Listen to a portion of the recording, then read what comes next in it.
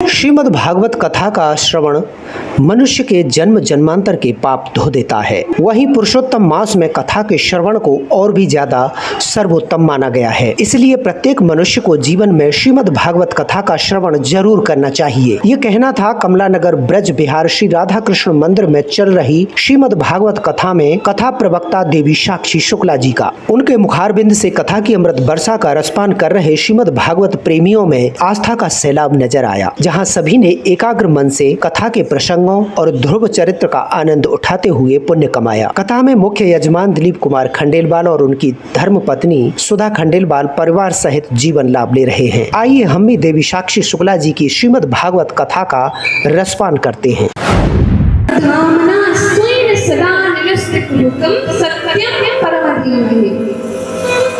अंतिम में क्या कहा? सत्यम परम धीमहि, जो परम सत्य है। अब मेरा नाम साक्षी शुक्ला है, ये सत्य है, पर केवल इस ही जन्म के लिए सत्य है। अब पिछले जन्म में क्या था या अगले जन्म में क्या होगा, ये मुझे नहीं पता। अब भगवान श्री राम है, वो उस युग में भी राम थे, इस युग में भी राम है और हमेशा श्री राम के नाम से पुकारे जाएंगे। तो ये क्या हुआ? परम सत्य। तो परम सत्य है तो केवल परम पिता परमात्मा, ऐसे भगवान, ऐसे सत्य को, ऐसे परम सत्य को मैं बारंबार प्रणाम करता हूँ। सुंदर श्रीमद् भागवत जी का प्रथम स्कंद का अब क्या कहते हैं?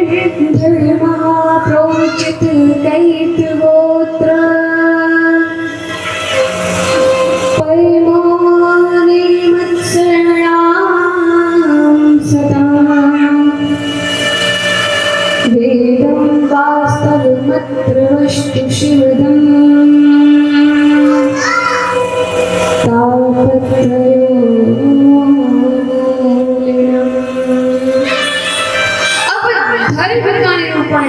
धर्म के विषय में बताया कि धर्मः प्रोचित कैतवोत्र परमो निर्मत्सराणां सदां वेदं वास्तवमत्र वस्तु शिवदम् तापत्रयो मूलम्। जिसके द्वारा ये धर्म है, जो इस धर्म की रक्षा करते हैं। अब धर्म क्या है? धरायति मर्मः इति धर्मः, जो हमारी रक्षा करे। अब बहुत से लोग धर्म रक्षक बने फिरते हैं, लेकिन भैया ये समझ लो कि आप धर्म की रक्षा नहीं कर रहे, धर्म आपकी रक्षा करता है।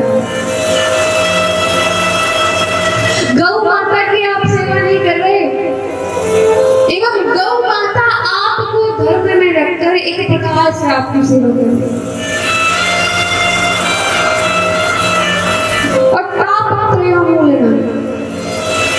आध्यात्मिक आदि भूतों का नाश करने वाले भगवान। अब अगले श्लोक में कहा श्रीमद् भागवते महामुनि कृते किं वा परमेश्वरः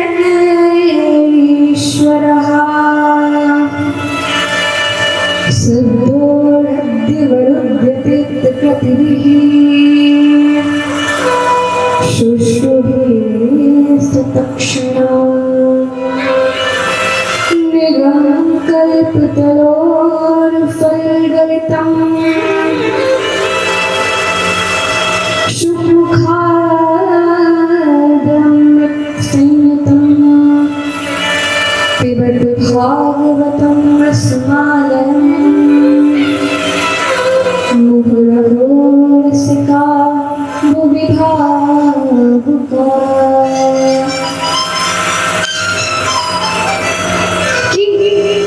श्रीमद् भागवते महामुनि कृते श्रीमद् भागवत शुद्धोपायन वेदव्यास महाराज द्वारा रचित सुंदर परमहंस संहिता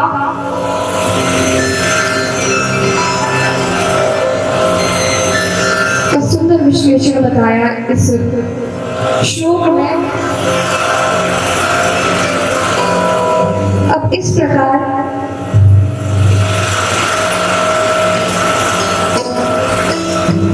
सुंदर कथा प्रारंभ करते हैं।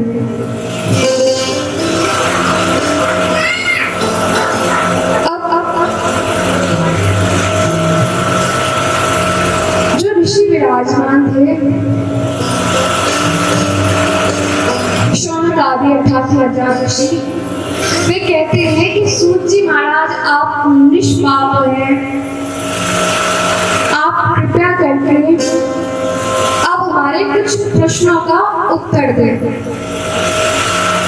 क्योंकि हमारा मन अभी भी एकाग्रचित नहीं हो पा रहा और मन में जो संशय है, जो जिज्ञासा है, उसका आप निवारण करें। तो 6 प्रश्न किए यहाँ पर शौनक आदि 88,000 ऋषियों ने श्री सूत जी महाराज से। कि पहला प्रश्न कि मानवों का परम धर्म क्या है। दूसरा प्रश्न कि जब मंदिर में हम पूजा करने जाते हैं तो किस भगवान की पूजा करें, कौन सर्वश्रेष्ठ है। तीसरा प्रश्न कि वेद में परमात्मा को अजन्मा कहा है, जन्म रहित, रूप रहित और व्यक्त सच्चिदानंद घन कहा है, तो भगवान जन्म क्यों लेते हैं।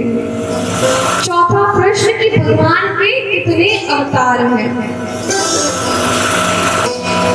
पांचवा प्रश्न कि वक्ता तो श्रेष्ठ नहीं जो छोटी सी बात को बड़ा बनाकर कहे, अब वक्ता कौन सा श्रेष्ठ है। और छठा प्रश्न कि जब भगवान जन्म लेकर अपने स्वधाम गमन कर जाते हैं तो धर्म की रक्षा करने वाला कौन बचता है। इस प्रकार प्रश्न किए। तो सूत जी बड़े प्रसन्न हुए शौनक आदि 88,000 ऋषियों के सुंदर प्रश्न सुनकर और बड़े विस्तार से उनके उत्तर देने लगे। तो पहला प्रश्न क्या कि मानव का परम धर्म क्या है। और अभी हमने परम धर्म की व्याख्या करी और बताया कि परम धर्म कौन है, परम सत्य कौन है। तो मानवों के लिए परम धर्म, परम सत्य केवल और केवल परम पिता परमात्मा। दूसरे प्रश्न का उत्तर देते हैं कि मंदिर में हम जाते हैं तो कौन सा भगवान श्रेष्ठ है, हम किसकी पूजा करें। अब एक बड़े व्यक्ति था, वो गणेश जी की भी पूजा करे, हनुमान जी की भी पूजा करे, राम जी की भी पूजा करे, कृष्ण जी की भी पूजा करे, भोले बाबा की, आदि आदि समस्त देवी देवताओं की पूजा करे।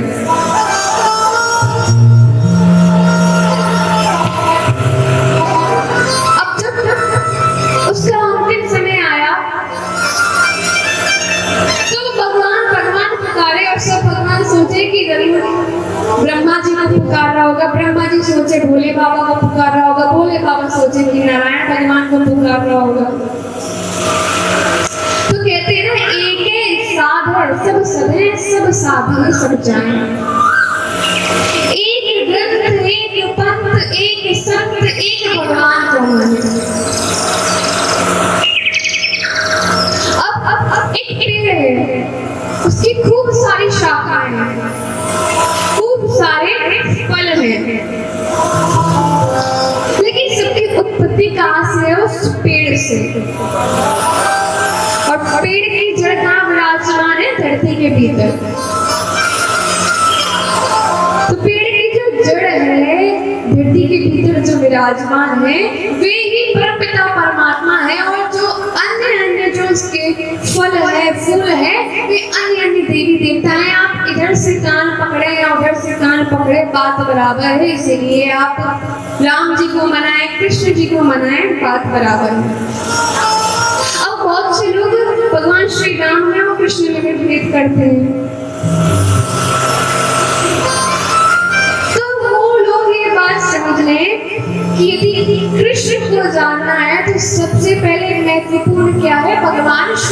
को जाना।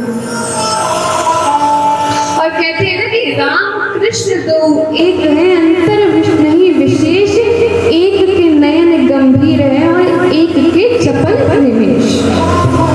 कि राम कृष्ण दोनों एक ही है, अंतर क्या है? एक के नयन गंभीर है, भगवान श्री राम के नयन गंभीर है, भगवान श्री राम का चित्र गंभीर है। और हमारे तेरी टांग वाले कृष्ण जी जो 3 जगह से टेढ़े हैं, वो चपल है, चंचल है। केवल एक भेद है राम और कृष्ण में। तो इसी प्रकार अब कहते हैं कि परमात्मा जन्म क्यों लेते हैं? शौनक आदि 88,000 ऋषियों ने प्रश्न किया। तो सूत जी कहते हैं पहली बात तो भगवान जन्म नहीं लेते, भगवान अवतार लेते हैं। और अवतार क्यों लेते हैं? भक्तों की रक्षा करने हेतु अवतार लेते हैं।